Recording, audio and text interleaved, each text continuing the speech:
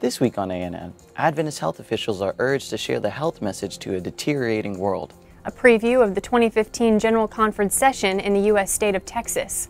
And the LNG White Estate opens a branch in the Southeast Asian region. These stories and more coming up.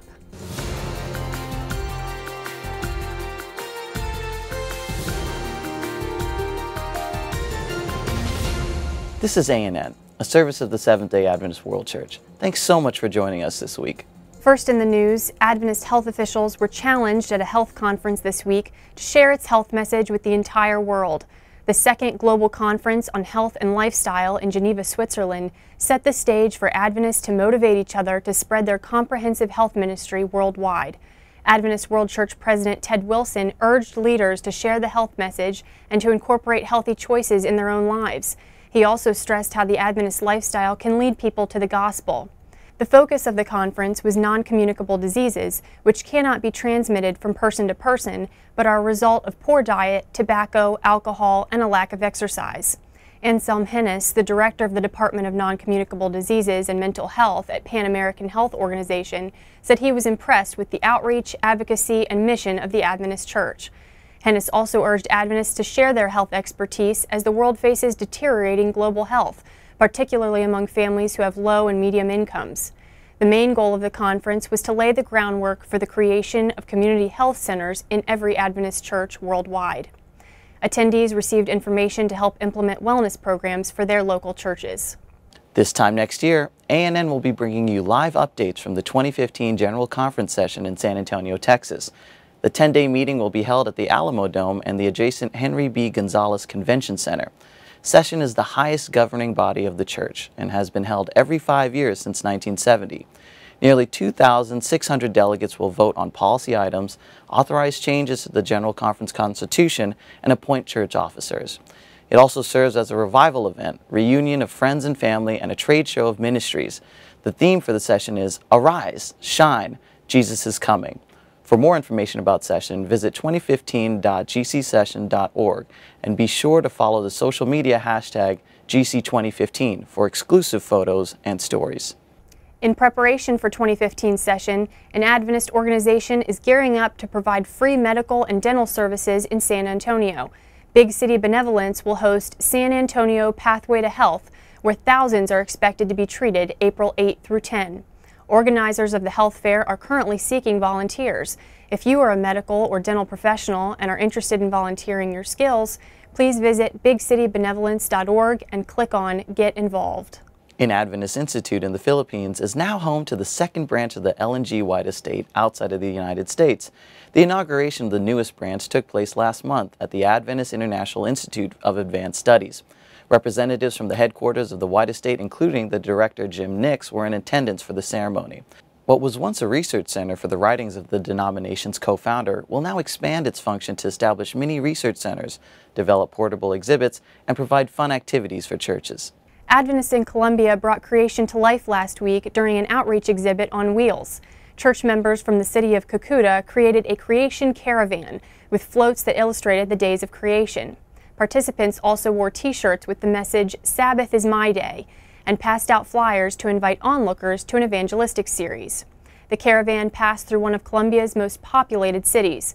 Organizers said the caravan was an opportunity for church members to come together and testify about biblical truths and highlight the Sabbath as a day of hope.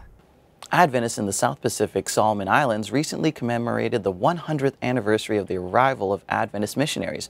Record in Focus sent this report. More than 2,000 people gathered at Vero Harbour, New Georgia, where English missionary G.F. Jones and his wife established the first permanent church base in 1914. Solomon Islands Prime Minister Darcy Lillo officially opened the celebrations, noting that the Adventist Church now operates the nation's largest private education system, as well as a hospital and a network of clinics. A number of past missionaries and their descendants attended the centenary, and a delegation from Papua New Guinea gave thanks for the evangelistic zeal that motivated Solomon Island believers to bring the gospel to PNG as well. For 34 years, librarians from Adventist entities have met annually for a professional development conference. This year's Association of Seventh-day Adventist Librarians Conference was held at the Adventist World Headquarters for the first time. 50 people attended the conference this week with representation from 12 countries. This year's theme was Adventist Archives. David Trim, Director of Archive Statistics and Research for the General Conference, shared the goals of the conference. There's two outcomes. One is to share the latest information about what is happening with Adventist archives so that we can share our good practice, share trials and travels as well, so that we can improve the way we do things. Ellen White said she was shown in vision that the past experiences of God's people are not to be counted as dead facts. So what's in the archives is live material for us today, so we need to take care of it as well as possible. But the second outcome, we have a very particular hope, is that we see steps made with the Adventist Digital Library project, which will be making millions of pages of historical and rare content, Ellen White's writings, but many other writings as well, published, unpublished things that at the moment you can only find in just a few libraries, to make those available to every church member so that we can enhance a strong sense of Adventist identity, which we believe is an important element in keeping the church true to its prophetic mission. Adventist Humanitarians are continuing their work in Zimbabwe to address the factors that lead to high mortality rates among infants and mothers. Volunteers from ADRA Zimbabwe are seeking to provide access to maternal health care by building 4 clinics in the northern part of the nation. The clinics will offer health care to mothers 2 weeks before delivery and will provide emergency medical services to mothers with complicated deliveries. The clinics will also offer health education to women, men, and children of the community. And finally in the news this week, students from Walla University are seeking to raise $100,000 for an orphanage in Uganda. Walla University sent this report. At Walla University, we have chosen to help children who have nothing. Our goal is to provide the basic necessity, a loving home. As we focus on the needs of children in Uganda, we invite you to join us in our commitment to build a home. This year, we are partnering with the Adventist Intercollegiate Association to build an orphanage in Kasese, Uganda, alongside the organization Chrysalis. Chrysalis currently supports 26 children in a rented home, and the space is tight. There's only enough space in the building for the girls, so the boys live in outdoor quarters, and there are beds in what should be the kitchen, so the children and caretakers cook outside. Right now we cook outside, as you can see our kitchen, and sometimes when it is not raining, because we do not have enough living room for children to eat, they eat outside here under these trees. They live each day with uncertainty. Should their landlord decide to not renew their lease, they will have nowhere to live. Chrysalis owns 2.5 acres of land and dreams of owning their own home, but has not had the financial means. We are determined to help build this home. We're working with architects and caretakers to design the first home in a way that is sensitive for both the culture and the age of the children. We dream of staying multiple family homes with permanent house parents, providing the children with a stable, natural home environment. Our goal is to raise $100,000 for the first phase of this project. All fundraising efforts are sponsored by the Associated Students of Walla University, allowing 100% of donations to go directly toward the orphan children in Uganda. The Chrysalis Donor Network has then agreed to match us dollar for dollar, doubling our gift. This project offers opportunity for long-term involvement and support. Through the generous gifts that Christ gives us, we hope to generously give to the children in Uganda.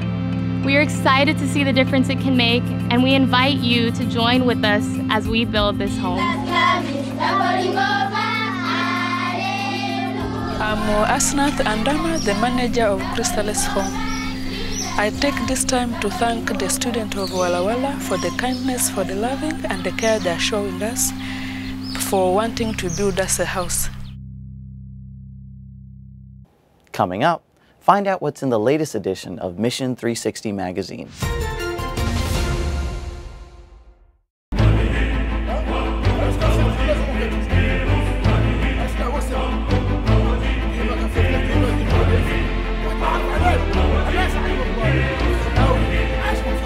Peter and John were called in by the chief priests and elders about their preaching.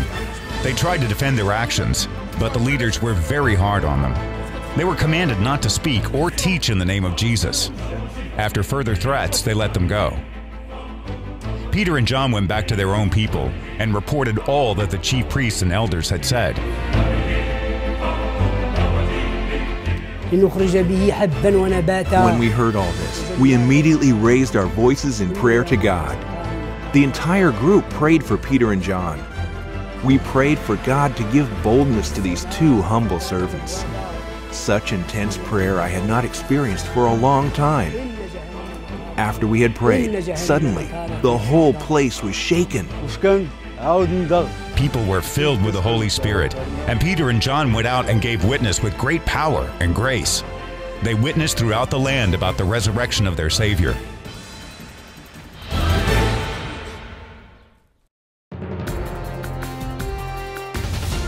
Welcome back. For this month's Mission 360 feature, Lori Falvo shares a preview of stories that honor women in service. Our summer issue of Mission 360 honors women in mission service with a fun and inspiring collection of stories. The women, young and old, are from around the world and from different walks of life. They're missionaries, global mission pioneers, and volunteers. They're sisters, wives, and friends, and they have all let God use them to do or to discover some pretty amazing things. If you want a good laugh, read Charlene Hayton's experience as a paparazzi imposter when the president of Malawi comes to visit. If you like to cook, check out the Malacca Sisters recipes from Egypt. The story about Tatiana going hungry so that she could buy her own Bible is very touching, and you won't want to miss the surprising things Amy learned and lessons from a prostitute. This special issue will be available the 1st of August. You can read Mission 360 online or download a free app at mission360mag.org. For this month's ADRA report, Thierry Van Bignuts shares how ADRA is working to raise $1 million to help address the famine crisis in South Sudan. By the end of 2014, 3.8 million people in South Sudan will be at risk of starvation and disease. 1.5 million will be displaced or will have to flee the country to escape the violence. As of July 1st, the United Nations High Commissioner for Refugees announced that funding to World Food Programme has been cut due to the global financial crisis. Now, when it is needed most. This means that food rations for close to 800,000 refugees in Africa have been shrunk, some by as much as 60%. We need to take action now. The rainy season has already started in South Sudan. And while we have reached about 13,000 internally displaced people with emergency food, there are almost the same amount who are cut off due to the awful travel conditions from the rain.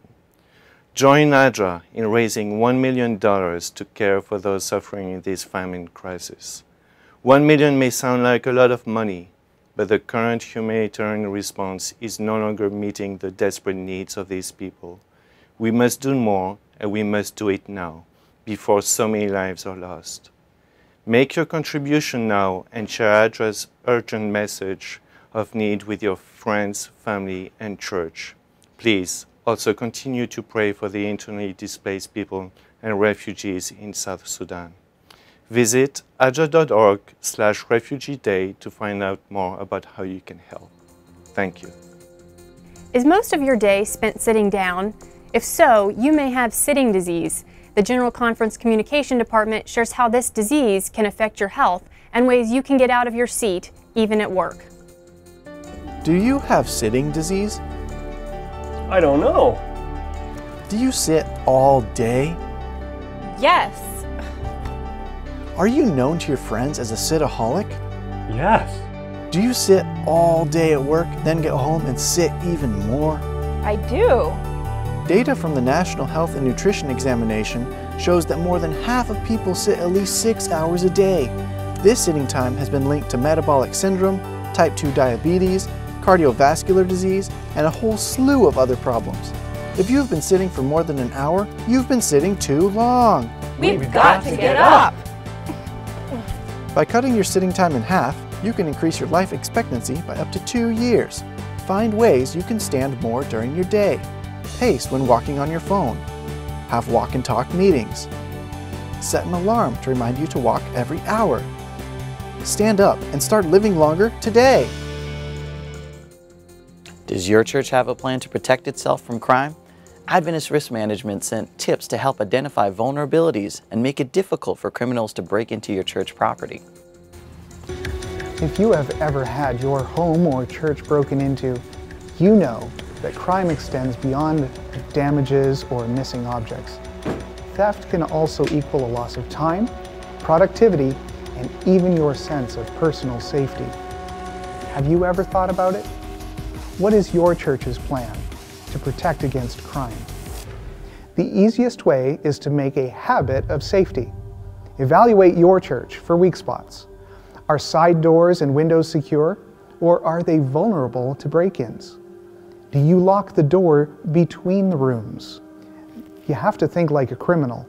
Walk around the outside of your church. Is there a computer in plain view? Are there items of value in the hallways? Do you keep the church instruments and electronics in a safe place that is locked? Keeping things out of sight can make your church less of a target. Harden your church. That means making it difficult to break into by adding things like deadbolts and double-paned windows. Install motion sensor lights, especially in areas where there is little light. Install a security alarm system. Also consider installing security cameras. It's your church. God entrusted it to you, so you must be a good steward of the church and its assets. Up next, your monthly feature from Youth Ministries.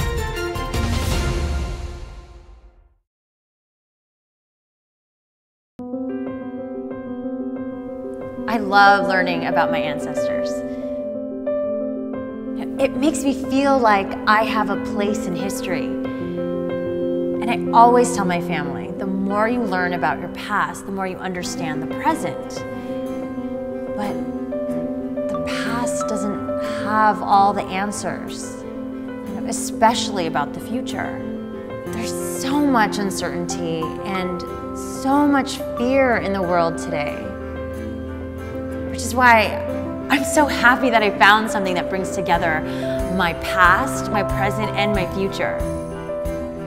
I know that no matter what happens, there is a plan. And this gives me hope.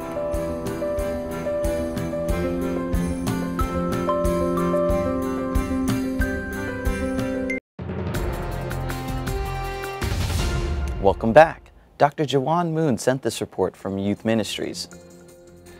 In the world, there are 113 Adventist colleges and universities. However, as large as it sounds, this number is not much. For example, Canada has more public universities than all the tertiary Adventist institutions combined. In the US alone, there are 4,700 degree-granting post-secondary institutions. There are more than 22 million students attending those campuses in North America, and 22 million is the population of 7 major cities in US and Canada combined. 80% of Adventist students attend public campuses where their faith and identity are challenged. In fact, more than half of Adventist youth leave the church before they become young adults. It's during this time that their faith is tested and their Adventist identity challenged. Often many have an identity crisis, resulting in them abandoning their own identity. I would like to introduce the GC Public Campus Ministries to be known as a process of equipping and empowering students to become campus missionaries by intentionally mentoring and discipling them. I challenge Adventist students to be missionaries on their campuses rather than becoming mission fields in need of a missionary. I ask you to visit followmeadventist.org and register your campus ministry today. Join the special Adventist movement in following Jesus to become like him and be missionaries for Christ on your campuses. 1 Corinthians 11:1 reads, "Be ye followers of me, even as I also am of Christ." For this month's dialogue segment, Rafael Batista, a librarian and historian from the Adventist Theological School in Florence, Italy, shared an Adventist perspective of the recent European Union elections. As a European Christian teacher, How do you regard the results of the recent elections in Europe?